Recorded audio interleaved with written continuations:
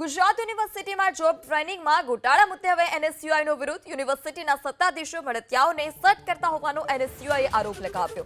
અત્યાર સુધીમાં 18 લોકોને ખોટી રીતે નોકરી આપ્યાનો એનએસયુઆઈનો આરોપ.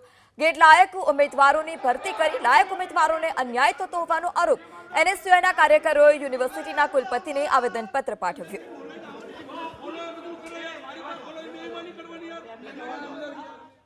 જે પ્રકારે યુનિવર્સિટીના જે વિવિધ ડિપાર્ટમેન્ટો છે જેના એચઓડી પોતાના લાગતા વળગતા લોકોને ડાયરેક્ટ ભરતીની અંદર લઈ રહ્યા છે, તે ક્યાંક ને ક્યાંક જે ઉમેદવારો સાચી લાયકાત ધરાવતા છે તેમની જોડે અન્યાય છે.